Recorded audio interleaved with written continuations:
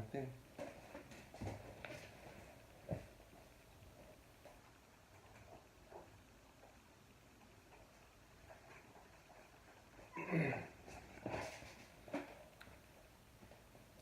Now let's do this.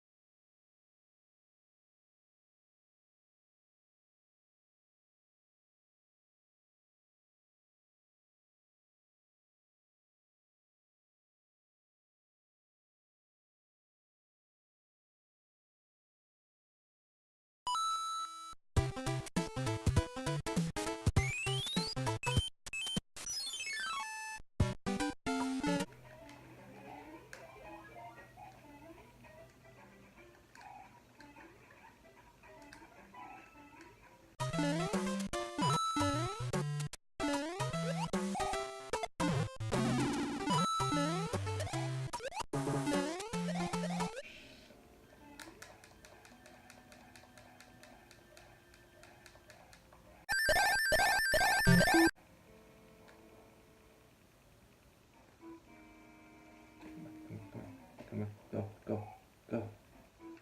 Go for it, go for it, go for it, go.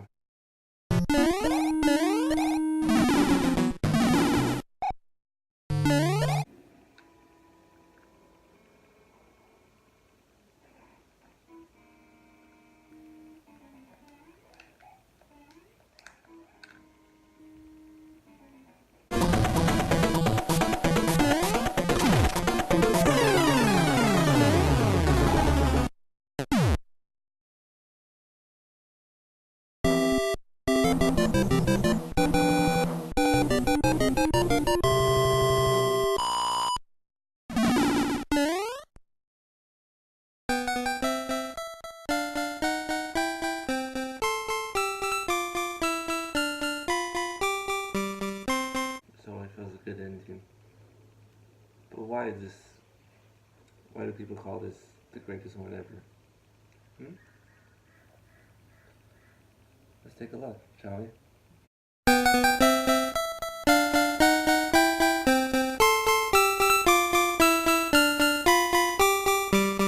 Super Mario 3. Why do people say this is the best one, in my opinion? In my opinion, they say this is the best one because it has so much different variety than the other ones, and there's just so much stuff to do, and it's perfect. There's not, it's perfect. It has everything flawed, and there's very simple ways to beat the game if you know where everything is and all the secrets, and if you have a certain pattern to it, then you can literally dive into it and dive deep into it and get everything perfect for it.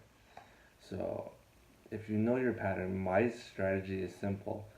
I go through the first 5 worlds actually to get all the stuff because you're gonna need you're gonna get your P powers, your clouds. Those are the ones. If you can collect 4 or 5 of them, if you can collect 5 at least, 2 clouds, 3 P powers, perfect. And then get 2 tubes, and then get the 2 flutes. You can beat this game. All you gotta do is go through the first 5 worlds, and that's how you can beat this game really fast, in my opinion. I don't go through a lot of the other ones. I used to do this strategy where I used to go all the way to Pipe World, level up because there's a castle world, because there's like a bonus room, and you can go there and get coins and coins and coins and coins and coins. And you can just stay in there. I used to stay in there for like a long time, get 100 lives, then go, okay, ready? And then we would go to the final world, which is Fireland, or it's really fiery, and you know how you do it? You just go like this. You go. The first one, there's a strategy of how you have to beat it. How you have to beat it. You have to beat the first one, which is it's not that bad. Then the second one,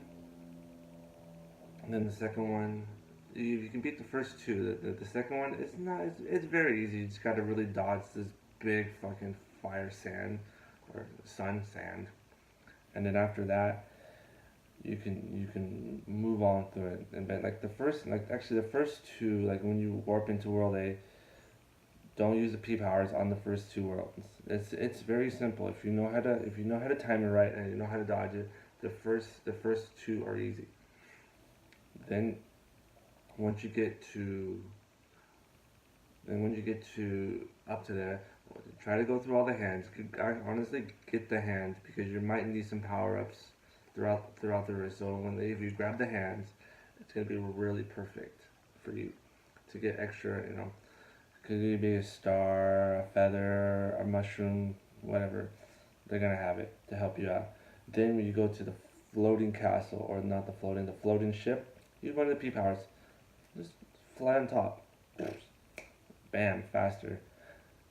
Then all of a sudden you get to the next world, in the next area to it, and then go through you go through it and like beat the first two assigned. Then when the castle, use the cloud to manage to jump through it. Use the clouds to skip it, hit that one, go through it. It's gonna automatically take you to the next tube. Use the second cloud. Use the second cloud on the next tanker part. Bam, you got those two down. And then the first two castles. Then all of a sudden, when you're in the final one before the big castle, go for use the P power, fly all the way through it, defeat the mini boss, hit Bowser's castle, and honestly, Bowser can pretty much kill himself. And all you gotta do, just dodge his maneuvers, dodge a couple of his fireballs, watch him go as he tumbles down into the bricks. Simple story. That's basically what Super Mario is. It has a little story. I mean, you basically are fighting his 7 children. So you are fighting these 7 children that he has, all 7 children. And yeah, it's a typical story. But the best thing about the story is Peach will leave you notes, which will give you stuff that you're gonna need. So honestly, it is a very simple game because you are given pretty much every power up that's gonna basically once you hit that final world, you're just like, it's a cakewalk. So it's a very simple. This one's the simplest. It's simple. I mean, like I said, the first two might have been just glorified power, glorified games that came with the system. But this started a story, but it's a very simple story that basically Bowser turned everybody into animals, and your job is to. There's a little bit more story to it because like your job is to rescue all the kings, save all the kings, turn them back into their normalness, and without Toad yelling at you saying, "Oh, it's tragedy every time." But there, it's so much stuff. What do you describe about it? It's such a great game. There's so much stuff to go around with it. It's just you can pop it up and play it. It's amazing. Like this is probably the only one where you have so much power ups in it that you can just I want to use, well, yeah, this one will be good. But no matter what, there's always gonna be, each level is gonna have stuff in it. There's gonna have your mushrooms, your flowers, your fire powers, your Tanuki suit, and all that. So no matter what, that checklist, I think, in my opinion, that checklist is for the ending. So it could be like a cakewalk because you're already the sauces because you're pretty much running through 56 levels, which is not bad, or whatever way you want. There's maneuver ways you can maneuver around every way. Go like, oh, I'm like, oh, I want to take this pathway. Maybe like if you defeat one of the mini castles, the mini bosses, maybe that X area will get you a different path, so you don't have to go like, oh, I don't want to take this way. I can take this way, but sometimes if you take a certain way, it'll lead you into better power-ups that will help you out, and then it'll just go on with your journey. So this one, like I said, this is the reason why people call this the best one. I call this, like I said, this is my second favorite one because it's fun, man. But like I said, I honestly did not play this until I was like 18 years old, so I was like so late to the party. I was just like, Cause I mean, I kind of moved on. I was like, yeah, I was moving on from Nintendo stuff, and then I was just like getting into PlayStation and 360 and Xbox and all that stuff. I was getting into that genre. I kind of was just like getting out of the Nintendo stuff, and I was just like, yeah, I'm gonna get out of it.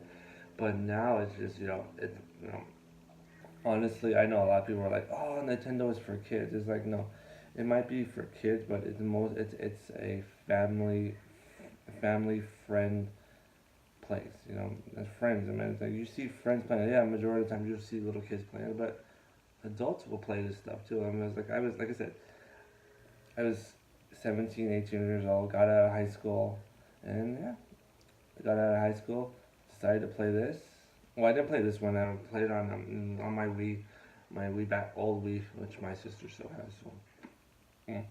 But she has it on there. So my old Wii has it, and I used to play it all the time. Which is the coolest thing is because if you're like, oh, I'm tired, I want to go to bed, you don't have to. Like you could pause it, which is cool. I just had on the Wii version. You can pause it, come back to it, shut off, press the game back, and it'll come back to where you were, so you can continue on that way.